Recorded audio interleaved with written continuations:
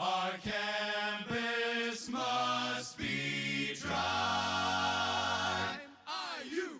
Welcome in, everyone. This is the Dry Campus Podcast, episode 15. That's kind of a landmark in between 10 and 20, which means we've survived that early wave of episodes and we haven't quit. So we are very happy about that. Today, we're going to shift back to football. I know it's been a while since we've done a football podcast. It's been a while since Indiana's played football, almost a month since that Wisconsin game, and we ran into some COVID issues there. But first, I want to get some housekeeping issues out of the way. We'll have another pod this week talking about last night's tight surviving victory that our basketball team had against Penn State in overtime. Barely got that win. We'll talk about that in the next podcast. So stay tuned for that. But today we're going to talk about the Outback Bowl, which will be this Saturday. We're going to talk a little bit about, our overall issues with the entire college football process, the committee, the Big Ten, why we feel like Indiana really got fleeced this year, even after having a good year. But then we will get into the Ole Miss game and break it down for you guys. So, Ethan, when you think about this season so far, what kind of comes to mind thinking about the last couple weeks and the developments that have taken place since IU played last? Yeah, obviously it's been a long time since IU's played. The last game is Wisconsin, when we went up to Madison and beat Wisconsin there. And so a lot has happened since then, right? We had the championship games, Ohio State, who, mind you, didn't play enough games to play in the Big Ten championship game, gets to play in the Big Ten championship game. They, of course, beat Northwestern in a closer game than I think what we thought it would have been, but kudos to that Northwestern defense. They're good, and I don't think Justin Fields is all up to snuff, and that's maybe a conversation for a later date. But so that occurred, Alabama winning the SEC, Oklahoma winning the Big 12, and of course all the bowls came out, and it wasn't I wasn't surprised that we didn't get a New Year's Six bowl because of the rhetoric we had heard before that, but that doesn't mean that we didn't deserve it. How an Iowa State team who has 3 losses on the season gets the Fiesta Bowl over us, and then not only that, but we don't even get the next best bowl afterwards, and it goes to Northwestern, who lost to Michigan State, who had more losses than us. We both lost to Ohio State, and then Northwestern loses to Michigan State, but yet they still get the better bowl. That doesn't make any sort of sense. So now we have to settle for the Outback Bowl against an Ole Miss team that is 4-5 in the SEC, a team that hasn't allowed less than 21 points all year. Yes, they do have a good offense, and we'll get into that later in the podcast here, but obviously in the whole scheme of things, at the beginning of the season, ending in the Outback Bowl is still a major step for the program. It is. Going from the Gator Bowl last year to the Outback Bowl, it is a better bowl. However, if you talk about the circumstances around the fact that a 3-loss Iowa State team gets in, a North Carolina football team gets in because of Orange Bowl rules, and they need to have an ACC team. So they get in over us, and they have a worse record. It's definitely very, very frustrating. But what I do love is that we all we're hearing from Coach Allen and all we're hearing from the players is just earmuffs and blinders, and we're on to Ole Miss. We're gonna go down to Tampa Bay and hopefully, really kick their butts. And that's the mindset of this team going forward. And looking at some of the Ole Miss highlights here and looking at their roster, and considering that some of their best receivers are sitting out in preparation for the NFL draft, I really like our odds here down in Tampa Bay. So look, I'm incredibly disappointed, to see what has kind of transpired over the last few weeks. And, it kind of just starts at the top. Out of every sports league out there, I think the college football system is the most flawed. And, it just doesn't really make sense. You have all these different Division I conferences, and it's hard to, kind of measure the variance in level of competition between those conferences. You only have 4 playoff teams, so you have to choose between those. I mean, comparing it to you can ask me, Cy. College basketball does the same type of thing, but that's 64 teams in the NCAA tournament. If you're like that 65th, 66th best team, on the outside looking in, you probably haven't actually had that great of a season. If we were talking about us, we've been on the outside looking in, pretty closely for a couple years, and pretty much consensus that IU fans were like, that's not a good season. But it's different with college football, because when you're, on the cusp of that, really good team, you should be able to be rewarded for that.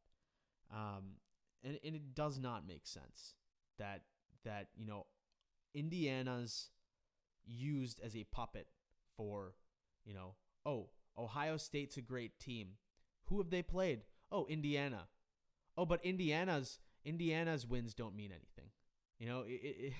It doesn't make any sense when you have that sort of system where it's a handful of people that get to pick and choose, what they want. Yeah, exactly. And it's frustrating when your only loss is to a team that the committee thinks is the third best team in the nation. That's what always gets me, is the fact that we've also another point to always bring up. Oh, you haven't beaten anybody with a winning record, which is false, because Wisconsin had won yesterday with a winning record. And a team like Wisconsin, who played 5 games or 4 games before yesterday's game, it's like, of course they're going to have a losing record or even a 500 record, because when you play that little amount of games and we beat them, that it doesn't make any sense. When and essentially the Big Ten was penalized for not playing enough games. I think that's what it probably came down to. But then why have Ohio State at number 3 if that's the case? That's a big question I have. Well, it is. That's what I mean. It's the Ohio State Conference. The reason the Big Ten even decided to play was to send Ohio State to the college football playoff. That's why they made the rule originally that you should have 6 games under your belt to be eligible for the Big Ten championship, because they were trying to protect Ohio State from, if there was a situation that arose where Indiana was 5-0 and Ohio State was 6-1, then we could send Ohio State to the Big Ten championship, because Indiana hasn't played 6 games, but the roles have reversed, and it doesn't benefit Ohio State, the crown jewel of the Big Ten. So now they have to change the rules. It's just problematic when you have those group of athletic directors just making decisions, based off of their own selfish wants and needs. We both saw the quote from former IU athletic director Scott. What's his name? Fred Glass. Fred Glass is the former. Fred Glass. Sorry. And he basically said that these ADs don't want Indiana to have any success, because they want to be able to come to Indiana and take our best recruits. And they want to be able to have, one game on their schedule that they can check off as a W. So, that in itself is problematic when you have that sort of system. I want to highlight a couple other things. It's like they never wanted us to have any success. It's not even the college football committee. It starts off with the Big Ten. We keep talking about, why didn't the Big Ten advocate for us more for like a Fiesta Bowl or a New Year's Six Bowl? They didn't advocate for us even within our own conference, even like scheduling games. We had the Champions Weekend, right? And they sent Ohio State to the Big Ten championship. Then they have us playing Purdue in the Champions Week instead of Iowa. It's almost like Indiana fans were, pissed off at that time because of all the rhetoric around, Indiana doesn't deserve this because they haven't beaten, anyone with a winning record. So we're like, okay, we have an opportunity to play someone with a winning record and win that game against Iowa. So the Big Ten says, no, we can't give them that opportunity to prove themselves. We want to keep pushing them down. So let them play a bad Purdue team. So if they win, no one cares. It's disgusting. And then you got teams like Iowa State and Florida who keep losing, and the committee just does not push them down at all because they don't believe in us in the slightest. Look, we might not, Big Ten might not have been fantastic this year. I don't disagree with that. But there were a few really good teams, and we were one of them. And it's not like our games were close. We were knocking a lot of these teams out of the water. So it is frustrating, especially, not at least not getting the Citrus Bowl, which, went to Northwestern, as you said, who lost to Michigan State. We both lost to Ohio State, but we also beat Michigan State 24-0. If you're comparing two teams and who they've played and compare those records, it's clear that we're better than Northwestern. And I want to touch upon on one last thing that you said, because you were talking about, how, we, in a way, Indiana fans should be happy for the progress we've made in terms of how we've gotten a better bowl at the Outback Bowl than the Gator Bowl. And that's true. That's very true. However, it's disappointing when the Outback Bowl is a lot lower than what our record and what our performance has what we deserve in terms of what our performance has been. We can be happy that we've made improvement, but we haven't gotten the results and we haven't been rewarded enough for that improvement, because we improved a lot more than they're allowing us to. So it's just bad, and I think the system is flawed. I think there's a multitude of ways to kind of improve upon it. I'm hearing a lot more support for the 16-team playoff, and I am all on board for that, because I think that would be really the perfect solution. I don't think we should go back to BCS. That was flawed in itself. But really just open the door up for more teams, so that there's not these issues where you have Oklahoma knocking the door off Florida last night, or things where the committee values the SEC more when, as I said, a Big 12 team just showed up and knocked out one of the best SEC teams. So, a 16-team playoff will kind of, negate some of those differences between the conferences and differences between, these men in a room saying, I like this team, I don't like this team. It's a flawed system when everything is down to that. Yeah, exactly. And so I guess I have 2 points here concerning IU. One is that people are really starting to realize how flawed this system is. I mean, one of the most vocal leaders in college football, in Kirk Herbstreit, had said, look, this doesn't work. When I can almost guarantee you that Alabama and Clemson are going to play in the national championship game, right? I can almost guarantee you that Alabama and Clemson are going to be 1-2 and will be competing for national championships as long as Nick Saban is there and as long as Dabo Swinney is there. When you have the same teams over and over and over again, people get tired of it. What's one of the reasons why people love March Madness is because there's so much chaos that occurs within it. Take Duke, right, in men's basketball, probably the most storied program in college basketball, I would say. And they win every now and then, March Madness. Like they'll win a few years here and there. I think they won 2015, 2010, and then a while before that. Whereas if you're a good team in college football, like Alabama, it seems like Alabama wins just every other year. It's like an every other year occurrence that they'll win. And that's what people don't like. And with 4 teams, it's always going to be that way. Another reason to change the way the college football playoffs is done is we 16 team maybe, but they would let's say they only span 8 teams, right? Going from 4 to 8, you would include every single New Year's Six Bowl in that playoff, and it would give the bowl games actually more meaning. And I know, who won the Cotton Bowl last night? Oklahoma won the Cotton Bowl, right? And all right, so they're Cotton Bowl champions, all right. But what if that Cotton Bowl was to get to a semifinal? Then you would have less players opt out, right? You'd have less players opt out because then they're competing for a national championship, which they really want. And the bowl games would definitely just have more meaning. So that's another reason to do it, just to create more parity and to give the bowl games more meaning. And then my second point is that, look, we've been disrespected this year.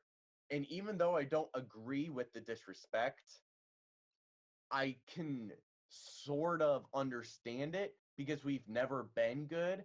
And I guess I think the committee was almost just so shocked that we were this good that they didn't know what to do with us.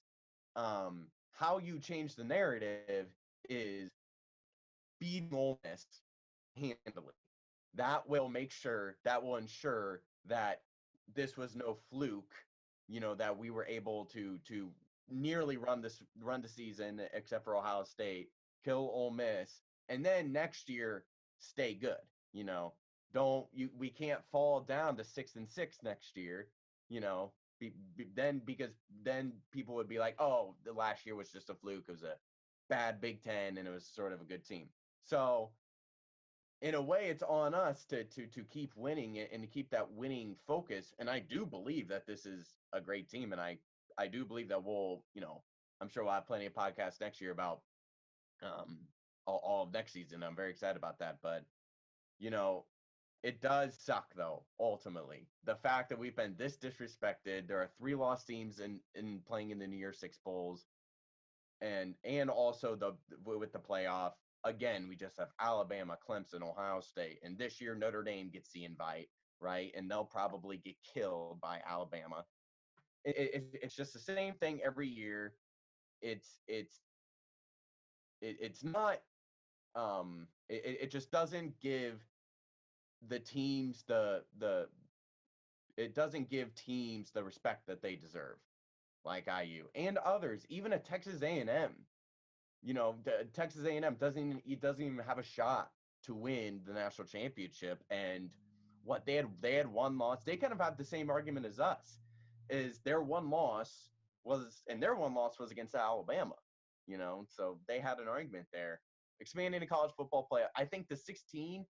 I think that's the most ideal, but I don't think we're gonna go there as soon. I think we're going to go from 4 to 8 at some point. But I think it's actually going to happen soon. When you have Kirk Herbstreit and when you have other big-time college football figures, saying, hey, this system is flawed, we need a new system, that's when movement starts happening. And hopefully these ADs or, whoever makes the decision have a progressive mind and think for the betterment of teams that may actually have a shot to win it all.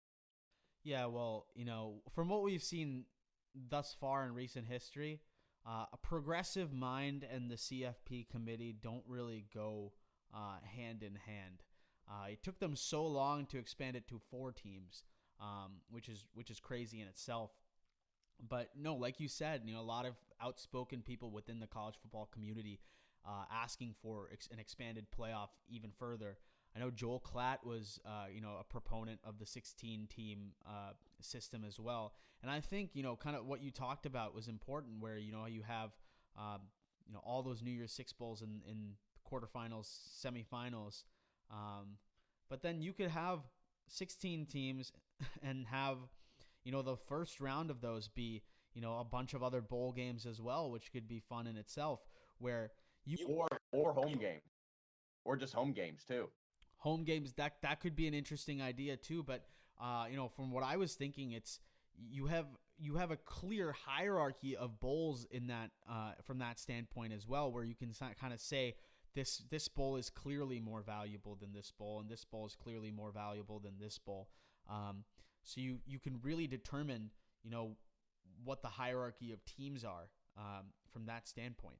So I think that's a really good process to do. I like the idea to do have a home game as well. That could be fun, and have a playoff game at home. But I really think that something has to change and something has to give where teams can succeed based off of merit, and I think they do in terms of who wins the national championship. It usually is the best team in the country every year. The problem is when you have 4-team playoff, the best recruits are only going to go to those teams. And there's just such a massive talent gap where, no one else really has a chance other than Alabama and Clemson, and because they're getting all the best players. So, I mean, there's a clear problem there. And then coming back to Indiana, I know you're talking about how, we should use this as fuel for next year, and we absolutely should. And, if we have a level of consistency, then we will be able to kind of prove people wrong, and they'll be forced to put us in some better games. But then again, it's just difficult to kind of say that when, so many people are against you. And it comes down to just a group of people, whether it's the Big Ten, a group of people that don't want us to succeed, and then the CFP, a group of people that really don't know what to do with us. When it's clear, you kind of have to, you absolutely cannot put a Florida team with 3 losses, or an Iowa State with 4 losses now, Florida team, or an Iowa State team with 3 losses ahead of a 1-loss team that's only loss was to the 3rd best team in the country who's playing in the college football playoff. Like, there has to be an objective lens when you're looking at this. So, that's all I got to say. I mean, that's my rant is over, I guess, but it adds fuel to the fire, and it's a great opportunity for us to kick Ole Miss's ass in a game where we should definitely kick Ole Miss's ass. Yeah. They don't play good defense. That's pretty self-explanatory. Like I said earlier, they don't, or the lowest amount of points that they've allowed here was 21 points, and I don't have all my notes in front of me, but I know they allowed something in the 60s to Alabama. They allowed 53 points just recently to LSU. So they can give up chunk plays, chunk yards. Their quarterback, Matt Corral, he reminds me of Jameis Winston, who, he can throw some touchdowns and he can catch fire, but he can also make some boneheaded decisions and throw some picks. He has 14 interceptions on the year. And especially, in a condensed year like this year, that's a lie. He's throwing definitely more than 1 per game. And, when you're going to go up against a defense that averages about 3 interceptions a game, that's going to be tough. Jerome Johnson, Tywan Mullen are just licking their chops because they know that this quarterback, he's a bit of a gunslinger. He'll let it go maybe when he shouldn't. But he's a dual threat. He can also run the ball, has 469 yards rushing as well, and nearly 3,000 yards passing. So this is a high-octane offense, and they will most likely be able to score some points. Lane Kiffin is their coach, and Lane Kiffin's always been an offensive mind. He was the offensive coordinator for Alabama for a while there. So, that they got the minds for the offense, and they do have the ability. However, we had mentioned earlier, 2 of their best receivers had opted out of the draft, had opted out of this game to prepare for the NFL. So that will obviously help us. Maybe they won't have all of the firepower on the offensive end, and especially when they're playing a defense where Micah McFadden is, I believe he was on in All-American, so was Tywan Mullen. it's just been a while since we watched this IU team. So I kind of like forget, almost just how good we were, and I had to look back at some of our highlights against Wisconsin and Maryland just to get my mind fresh about this team. But yeah, I really do like our chances. And I'll give you a chance to talk about the offensive end, but I think this defense can match up well, especially with their two receivers, or with their best two. One of their receivers, one of their tight ends is out. I think we can match up well against them, and I think our secondary will be licking their chops, looking for any interception that they can get. Yeah, I mean this their offense is for real. I think they can score a lot of points. They've scored 48 points against Alabama, which is that's not easy to do. They're the best team in the country, and you scored 48 points on them. So they're able to score the football. They're able to get yards and get big chunk plays. I think our secondary will be up to the task. Our secondary is definitely in the top tier secondaries that they've probably had to face all season. So we'll be making him, making it tough on him to throw the ball, just like we did for some of the better quarterbacks in the Big Ten, like Graham Mertz and Justin Fields. I think the key for us defensively is being able to stop their run game, because that's definitely an area that we've struggled in more. Going back to that Ohio State game, we were really making Justin Fields work. But then second half, or no, towards the end of that, the second quarter, and then the start of that second half, they were just running the ball all over us. And, it was really tough for us to stop that. So we're going to have to stop the run. From an offensive standpoint, though, look, Ole Miss scores 40.7 points per game. They also give up 40.3 points per game. That is insanely high. So, even though Michael Penix is out, I have a lot of trust in Jack Tuttle to lead this offense and score a lot of points in this game. And I think it really starts with a run game. I think this is a big opportunity for Stevie Scott to have a great game.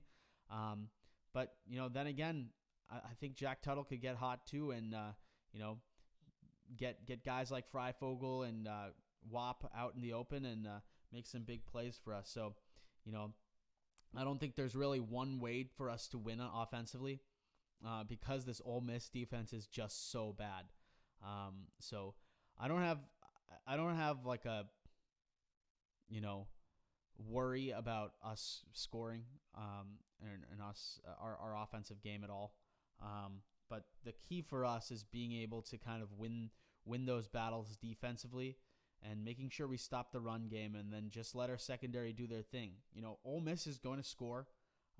That's what they do best. But, make them settle for a field goal every now and then, or get some big stops early on. So and get some takeaways is what we do best. So I think those turnovers will be the key to the game, and stopping the run will also be another big key. So offensively though, we really should be good to go.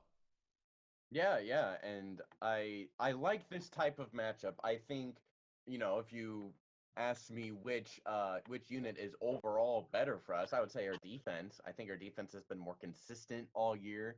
They've been able to keep us in games. Look at a game like Wisconsin, where we were only able to score 2 touchdowns, but we prevented Wisconsin from even scoring 1 touchdown. So defense definitely are strong suits. That's why I like, Ole Miss. Yes, they are strong offensively.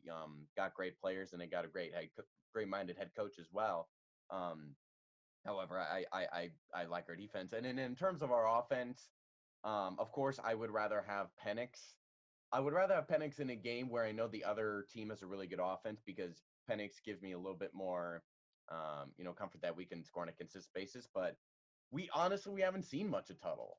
We only saw him one game in a Wisconsin game where he played pretty well. He was accurate. Sure, he maybe wasn't driving the ball necessarily as much as we would have liked, but that's going to help if we have a good running game. We saw it kind of break out against Maryland there. Stevie Scott had I think he had 3 touchdowns that game. So hopefully we can get Stevie Scott going. That means this O-line has to be in a rhythm, has to be able to catch some blocks that's needed. But when you have a team that in Ole Miss, or a defensive team in Ole Miss that allows 40 points a game, I think our O line may be able to get some holes there and allow Stevie Scott to go. Then once you get the run game going, that's when we can be really, really hard to stop, because then you're putting the ball in our best weapons' hands in Wap and Freifogel and even Tuttle. I'm just a little. I do expect our offense to move the ball. I'm just a little uneasy just because we haven't seen much of Jack Tuttle, and he played what in November. I mean, I think that game was before Thanksgiving, right? And now, or no, it was after. Sorry, it was after Thanksgiving, but still, it's been a very long time since we've played. Um, and so I'm a little uneasy just because when you have an inexperienced guy like Jack Tuttle, I want consistency with him, and that comes to just playing more games. But I think we'll come up with a good. Hopefully, we'll come up with a good play or a game plan. Nick Sheridan, I think, needs to be on top of his game and needs to call a good game. But I do like our odds. I mean, if they allow 40 points per game, I don't think there's any reason we can't get into the 30s at least, and then we'll see what our defense can do. And you also did bring up a good point. I don't care if we don't force Ole Miss to punt all that often, as long as we get some interceptions in there. If we get 2 or 3 interceptions, I mean, those are better than punts. Ultimately, you usually get better field position. So if we're able to force a couple of turnovers here and there, I think we'll be just fine, because with looking at Ole Miss's defense, looks like we'll be able to score at a consistent basis, which means if we get a few interceptions in there, that might be the dagger for Ole Miss. I do expect us to win. I don't know what the line is. I think the line's at about -8 for us right now, -7, -8, somewhere around there. I think we'll win by more than that. I'm gonna go with 42-28. I think we'll win by 14. It's hard to tell because in at least when it's Big Ten, you know the opponents more and you've played them in past years, and so you can kind of get a gauge. But when you're playing a team from a whole other conference, I don't know when's the last time Indiana's played Ole Miss. Maybe it's the first time. I don't know. Um, it's hard to tell like the final score because you don't really know that much about Ole Miss. But I'll go with that. I hope it's by more. I think it can be by more points. But like I said, my only uneasiness right now is with Jack Tuttle. But if we can get him going early, give him some quick slant routes, maybe get him some nice and easy passes, then and get the run game going, then we can do some play action deep passes and really get him cooking. Yeah, no, I think that's for me. I think one of the things that we need to really keep in consideration is we don't want to play this game the way that Ole Miss wants to. We don't want to play their game. We don't want this to be a shootout. You know what I mean? We want this game. We want to play this game in our terms, and to do that, time of possession is going to be key in this game. We want to be able to run the ball well, take a lot of time off the clock, limit the amount of possessions that Ole Miss has during the course of the game, so that we have more opportunities to, one takeaway is massive when you only have, 7 or 8 possessions in a game. That was just a random number I threw out of my head. I know there's definitely, probably more than that, but, if we can limit the number of times that their offense gets the ball, we get to play the game on our terms. So, that's my number one point. And yeah, Jack Tuttle, I think to put him in positions of success, you also need to get the run game going for that as well, so that you kind of open up the offense, and make it easier on him, so that he doesn't have to, make great plays by himself to kind of lead us to victory, because he's not Penix. He's not going to make things out of nothing for us, but he's a solid quarterback that plays well if given if put in a good system and, if he's receiving help around him. I'm going to say this game will be 38-20. I think I do really trust our defense to make some big plays, so that's what I'm going to say. The one thing I am worried about a little bit is, our last game was against Wisconsin, December 5th, I believe. So it's going to be almost a month. There's going to be some rust. I know we're pretty much close to full strength. Tom Allen has said that, most of our guys are pretty much back now, which isn't the case for Ole Miss, who, as you said, are missing 2 receivers. Elijah Moore, their number 1 receiver, and their tight end, Kenny Yeboah. Both huge parts of that offense are, out to, prepare for the NFL draft. I guess a 4-5 season to a bowl game wasn't as important to them as it is for us for a good team. So, 38-20. But I want talk to me more about rust in general and what you think you'll see from this team. I mean, I think it may be a little evident on the first couple of drives and maybe on our first offensive drive there, or not in our first defensive drive. And I think Ole Miss played like a week later than us, if I remember correctly. So they essentially have one less week of rest, but obviously when the time off is this long, you actually probably want less rest because you just want to stay in a rhythm. But one thing I know is that Tom Allen's going to have his team ready. Coach Allen is going to have his players ready to go to war. And I'm unsure if Lane Kiffin can do the same thing for Ole Miss. Because from the looks of it, and this is just kind of via Twitter, essentially. So, it's the internet. It is what it is. But I just got a feeling that we are more motivated and more just ready to play and win this game than Ole Miss is. Ole Miss has had some COVID issues here as of late. They have players opting out as well. I mean, there's nothing stopping Wap from opting out of this game, really. He's a guy that comes to mind, maybe a defensive player as well. But it seems like that there was just no question that all of our guys were going to play. And that comes down to just coaching. That comes down to how good is, Coach Allen is so motivating that, sure, it may actually benefit somebody, in hindsight to rest a game and prepare for the NFL draft. But I'm sure that thought really doesn't carry any weight when they're playing for a guy like Allen, for a guy that they know they want to go to battle for and they want to win for him.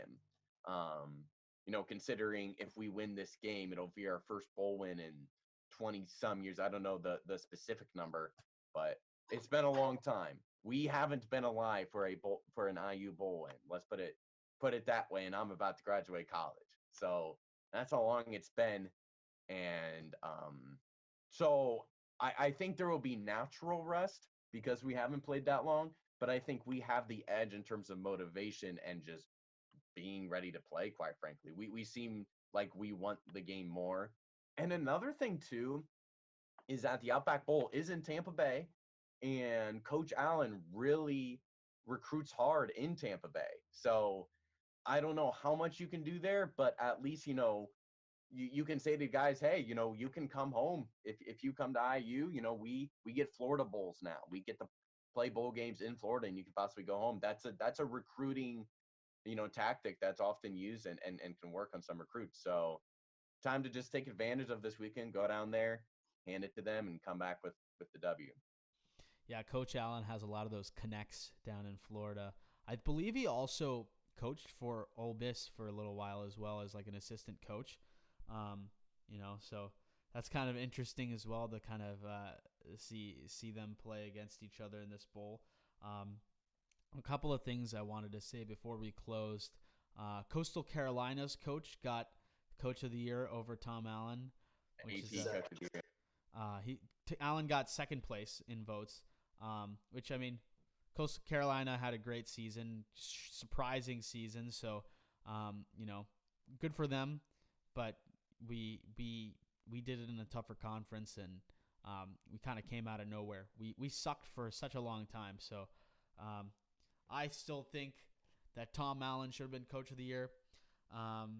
But look, and we'll have, I think we'll have one more football podcast next week to kind of wrap everything up and look forward to, expectations next week. Probably will be a quicker podcast, but just want to say how proud I am of this football team, of what they've been able to accomplish this season, and the strides and the growth that they've made as a unit. It's just special. It's a special group of players, and that message LEO has really corralled this locker room together. And I just have faith in Tom Allen. Even if he loses a game here or there, I have faith that he's gonna get his players ready to play, no matter what. These recruits weren't incredible recruits or anything like that. Our players are like 3-star recruits, most of them, and he pulled everything out of them that he possibly could. I believe Tywan Mullen was just named an All-American as well. So we got some tremendous players on this roster, and just really, really proud of this football team. Also, one thing about Mullen, I'm sure he's got good genes too. I saw his brother plays for the Las Vegas Raiders, and he's a corner for the Raiders, and he's got a younger brother too that I use on the list of schools that his younger brother may come to. So hopefully, if we can snag his brother too, that'd be real nice, because if he's as good as his brother, I'd love to have him. But yeah, look, if we're able to keep this consistent, and I'm not saying a double-digit win season every single season, but don't go back to the old ways. Don't go back to the 5-7 ways. This is going to be known as the breakout year. This is the year that, after losing record after losing record after losing bowl games year after year after year, we finally broke through. We finally got our wins against Penn State and Michigan, and last year we were better. We definitely were, and last year you can maybe argue was the break, but this was like the true breakout year, being in the AP top 10 consistently. So everybody's going to remember this year. This was the year we finally beat. I think it had been since 1988 or 1987 since we last beat Michigan, right? And we finally beat them. Really hung with Ohio State. Finally beat Wisconsin. I don't know when's the last time we had beaten Wisconsin. I'm sure it was a while. The Penix stretch in that Penn State game. That is like the picture of IU football probably at this point, is that, because especially if we can carry this through to next year. And looking at next year's schedule, we do play Cincinnati at home. That could, I think it is at home. That's potentially a tough game, right? And I think we got Iowa next year. So we got to keep it up next year. But I am eyeing that Ohio State home game. It's kind of down into the season, but if we can come undefeated or even with just one loss to that Ohio State game, that will be an absolutely electric atmosphere if people would be able to go at that point. And you hope what people will be able to go, because if that's the case, then that's probably going to be the loudest game in Bloomington probably ever, or at least be that point. So very excited about the future of this program. Tom Allen has literally, in IU terms, has just been sent from heaven, essentially, to just bless this football team. He has just been an absolutely incredible head coach. Motivation-wise, scheme. We talk about how good of a head coach he is in terms of just being a motivator and all that, which he's probably best in the nation at that. But he's also just a damn good coach. Like, he's a defensive-minded coach, and we have one of the best defenses in the nation, at least one of the best secondaries in the nation. He really has his guys playing well, and so you got to credit him for that. And unfortunately, we did lose Kane Womack, who was a great defensive coordinator for us. But I wish him all the best in South Alabama, and I trust that Allen will hire another defensive coordinator at Womack's caliber, because that's the bar now. And so we're able to hire guys that are, more qualified and are just simply better coaches. So really, really excited about the future of this program. Can't wait for this Ole Miss game, and then I'll be waiting patiently for the first game next year when we'll have a lot to prove. Absolutely. And we'll get Michael Penix back, and hopefully he can have a healthy season where he plays through everything, and we can have that offense really match up to our defense as well. And you and I are gonna come back for that Ohio State game, most definitely. I'm not sure if it's homecoming weekend, but that would be kind of sick if it was. Look, it's just been a wild ride this year ever since kind of starting out with that Penix dive, and I'm really looking forward to a non-COVID year where we play a full set of games where we're not missing any games, and we're playing a full season, and there's fans in the stands, and that atmosphere is back. So I'm excited for that.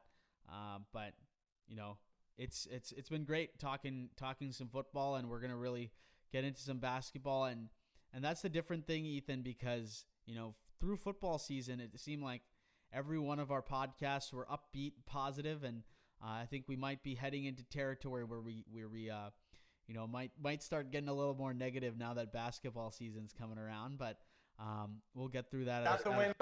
We got the win last night. It was way closer than it needed to be, but we did win. Hopefully that win can start to carry this team. Definitely.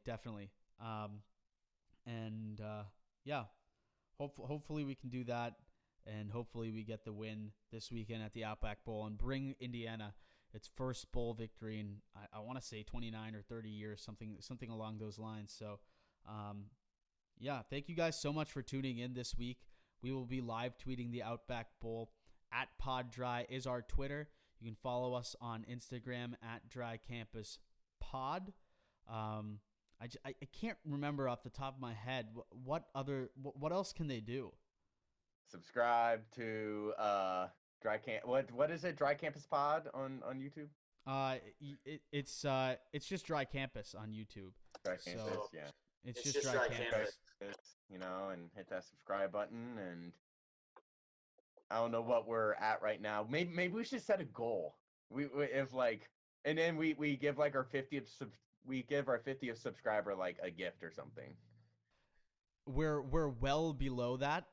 All right. How about 10? I'm willing to give a gift to someone if they can if we can do that. So please subscribe. Thank you guys so much for tuning in. This was episode 15 of the Dry Campus Podcast, and let's just get that win, and we'll see you guys soon to talk about the results of the Outback Bowl. Thank you guys so much, and have a great rest of the day. And Happy New Year! It'll be New Year by the time this episode's released. So happy 2021. Hopefully it's a much better year than 2020. I know we're all hoping it. And thank you guys so much. Our campus must be dry.